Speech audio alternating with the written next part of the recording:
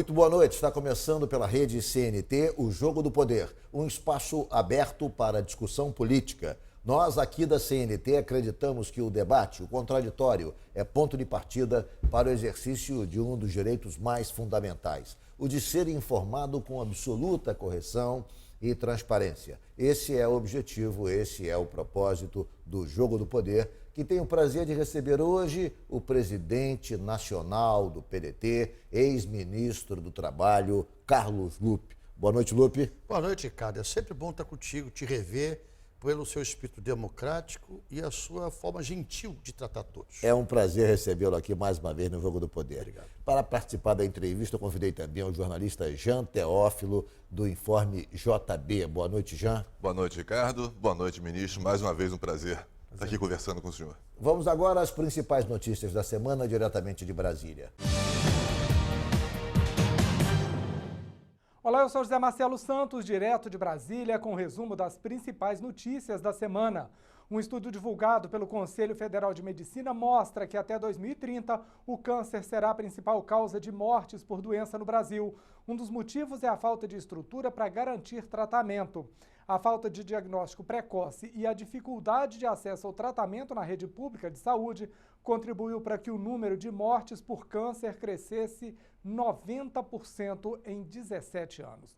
O levantamento se baseou nos registros do Sistema de Informações de Mortalidade do SUS e identificou que em 10% dos municípios o câncer já é a principal causa de mortalidade.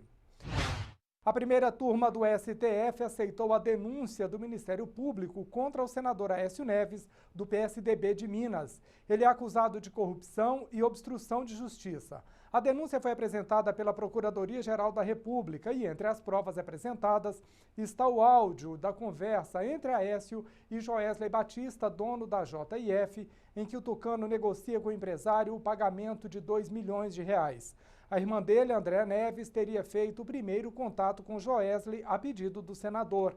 Antes do julgamento da denúncia, a defesa do senador tentou anular as provas referentes à delação premiada e argumentou, como irregularidade, o envolvimento do ex-procurador da República, Marcelo Miller. O advogado também alegou que os R$2 milhões pedidos a Joesley eram referentes ao empréstimo e que a gravação teria sido uma armação. Com a denúncia aceita, será aberta agora uma nova fase de apuração no Supremo Tribunal Federal. O ministro da Secretaria de Governo, Carlos Marum, tentou minimizar a pesquisa Datafolha sobre a avaliação do governo Temer. A rejeição ao presidente continua alta. A pesquisa aponta uma rejeição de 70%. Um dos principais defensores do governo, Marum, atribuiu o resultado aos entrevistados pela pesquisa que apoiam o PT. Dizendo-se ainda mais otimista com as perspectivas para a reta final do governo e também para a candidatura à sucessão que represente a gestão Michel Temer, Marum disse que a rejeição já foi maior. Ele se refere ao índice de 73% registrado em setembro do ano passado. As declarações do ministro foram dadas após a reunião do presidente no Palácio do Planalto com deputados integrantes da base de apoio no Congresso. Eu fico por aqui, mas te espero na edição nacional do Jogo do Poder Notícias. É na quinta-feira, às 11 da noite. Até lá. Nós voltamos com o Jogo do Poder, recebendo hoje o presidente nacional do PDT, Carlos Lupe, contando com a participação do jornalista Jean Teófilo, do Jornal do Brasil. Lupe, qual é a sua análise do quadro nacional? Nós temos uma situação absolutamente atípica, temos um ex-presidente preso, o presidente Lula, estamos às vésperas da eleição presidencial e o quadro me parece absolutamente imprevisível, não há candidatura que desponte como favorita, há uma completa confusão em relação ao prognóstico da próxima eleição, coisa que não havia em eleições anteriores, quando nós tínhamos a essa altura pelo menos algumas candidaturas configuradas como candidaturas competitivas e que deveriam disputar o pleito.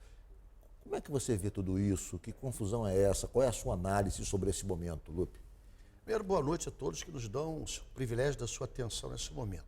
É bom lidar com o jornalista inteligente, porque a pergunta já é a resposta. Você pergunta e já me ajuda dando a resposta. Eu penso, amigo, que nós vamos viver uma eleição muito parecida com a primeira eleição pós-ditadura, 1989. 89. Para quem tem memória, há de se lembrar que tinha uma pulverização de candidaturas, tanto no campo de centro-direita, de direita, como de centro-esquerda e de esquerda. Porque depois da ditadura, todo mundo achou que tinha condições de punhar suas bandeiras, suas teses, uma eleição em aberto. A ditadura foi muito forte, foram 15 anos graves contra a democracia, exílio, expulsão do Brasil, censura com a imprensa, jamais faríamos o que estamos fazendo hoje aqui. Exatamente. E agora temos um advento diferente na sociedade brasileira, a judicialização da política. Eu digo que hoje o Poder Judiciário virou uma grande novela. Os jornais de televisão de noite é uma novela por dia com Repara capítulos. o protagonismo que o Supremo passou a ter na vida nacional. Tudo se decide no Supremo. Tudo. Virou uma novela com vários personagens, com vários núcleos. Núcleo PSDB, núcleo PT, núcleo... E o preferencial deles é o núcleo Lula. Como maltratam o nosso querido presidente, pelo menos o meu querido presidente Lula. Depois de tanta adversidade, de tanto escândalo, a população está toda, olha para a gente, já diz assim, é tudo ladrão. A gente tem que primeiro provar que é inocente. Eu acho que a gente vai começar uma campanha seguinte, certidão negativa, está aqui, primeira vara, segunda vara, 10ª. Estou livre, estou solto, não respondo ao processo, posso ser candidato. Para a população começar a nos ouvir. Tem o lado positivo, e a gente tudo tem que pegar o lado positivo, é que tem grandes empresários presos pela primeira vez. Sim. Tem gente presa importante, justa e injustamente, não me cabe fazer o julgamento. Mas o grande lado negativo é a que desmoralização da política, dos partidos e do indivíduo que representa a política é o caminho mais próximo para as ditaduras, para os regimes autoritários. Eu temo, numa eleição pulverizada, com todo mundo achando e tendo condições de ganhar, com essa população buscando ídolos, buscando mitos e mintos, a população busca um discurso fácil. Tem gente que diz assim, distribui arma, resolve a violência. Eu recebi semana passada uma carta de Getúlio Vargas, analisando o momento que ele estava vivendo, da aliança dos poderes internacionais contra o governo dele, mostrando as campanhas e dizendo isso, que havia naquele momento uma união de interesses de setores internacionais para destabilizar a política no Brasil. E eu achei muito oportuno nesse momento, eu não sei se é procedente ou não essa suspeição, mas o fato é que todos os indícios são de que aquela carta hoje, lida hoje, ela faz muito sentido. Mas a história se repete. Muda os personagens, mas ela se repete. Como farsa ou tragédia. Claro. Qual que nós estamos? Ou como os dois. Mais Ou como os próximo. dois. Às vezes o fato gera tragédia, a tragédia gera o fato. E essa judicialização que a gente estava falando, ministro, isso não está contribuindo para afastar de vez a população da eleição? Claro. Hoje de manhã eu perguntei para minha empregada, Aninha, o que é um embargo infringente? Ela nem maior. Vou ligar para o pastor, não sei. É barco de quem? Quem é esse tal de infringente? É verdade, mas... A gente fica assistindo debates infindáveis. São temas Palavras que... difíceis. Palavras tem que ter difíceis que o dicionário povo não do lado. entende. Porque a discussão passou para o judiciário decide tudo agora, na verdade. Mas esse é o protagonismo do judiciário sobre a condução dos rumos do Brasil é enorme. Amigo. Hoje, qualquer decisão fundamental é tomada pelo Supremo. A Ricardo, classe política ficou... Isso é muito grave. Sabe por que é grave? A base de qualquer democracia do mundo é o equilíbrio dos três poderes. Poder executivo, os eleitos, governador, presidente da República, prefeito, poder judiciário, na sua instância estadual, federal, e poder legislativo.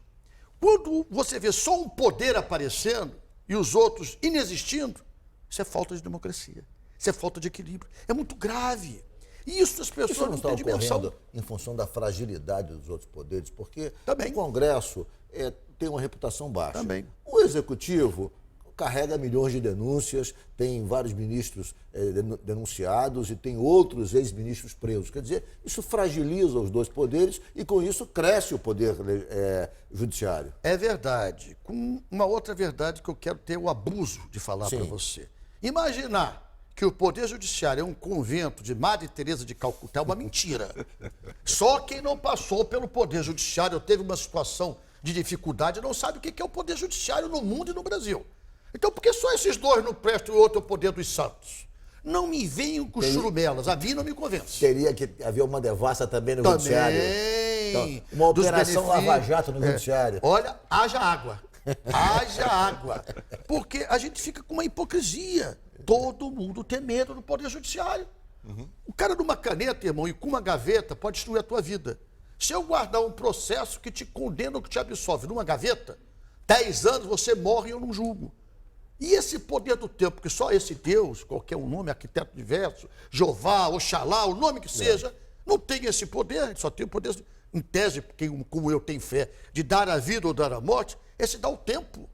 Então, como é que pode só dois poderes ser podres e outro não? Todo poder é reflexo da sociedade que a gente vive.